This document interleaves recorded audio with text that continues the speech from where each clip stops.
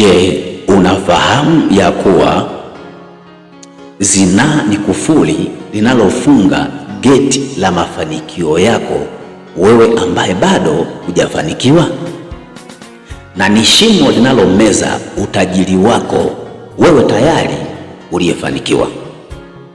Katika Wakorinto wa kwanza 6:18 inasema ikimbieni zinaa, na katika Korani 17 aya ya 32 inasema msiikaribie zinaa.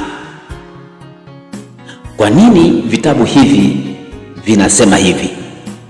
Ni ngumu sana wewe unayenitazama, wewe mchungaji, wewe mtume, wewe mwinjilisti, uwe shehe, uwe imamu, uwe padiri, uwe askofu au mtume na nabii. Ni ngumu sana ukisha ikaribia zinaa, si rahisi kuikwepa. Katika Methali 6:32 inasema azinie na mwanamke hana akili na ufanya tendo la kuangamiza nafsi yake au moyo.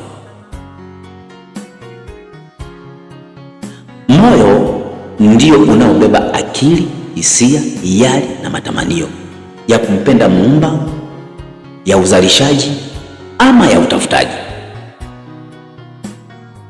Kwa hiyo kinachoweza kuua hayo yote ni zinaa. Mfano mzuri tunaweza kujifunza kwa Sulemani.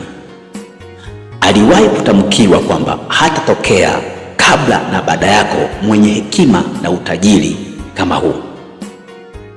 Lakini katika Wafalme wa kwanza 11 mstari wa 3 mpaka wa 6 inasema Sulemani akawa na wake 700 na masuria 300, kwa maana michepuko. Inasema wake zake wakageuza moyo wake ili afuate miungu mingine, na miungu hiyo iliitwa Astroti, mungu mke. Sulemani baada ya kugeuzwa moyo kwa sababu ya zinaa hakumpenda Muumba tena, na utajiri wote aliokuwa nao ulimezwa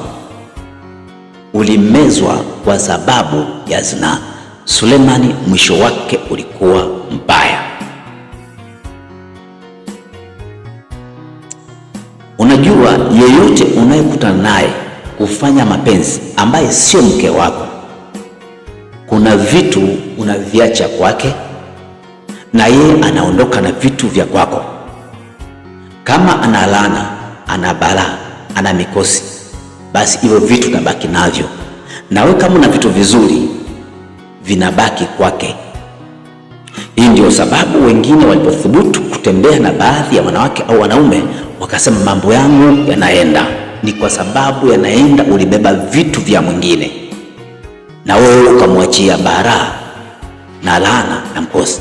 Kwa hiyo zinaa pia inazima nyota.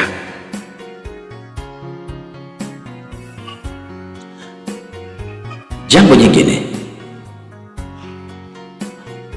kumtunza mchepuko ni gharama sana. Ukienda naye sehemu za starehe, lazima anywe sana, lazima ale vizuri, na pia lazima ulipie chumba cha gesti au mahali anapokaa. Kwa hiyo kumtunza mchepuko ni gharama sana zaidi ya kumtunza mke. Kwa hiyo kuna wengine mlishuka kiuchumi mkaanza kutafuta uchawi, ni kwa sababu kuna wengine mlitembea nao wakazima nyota.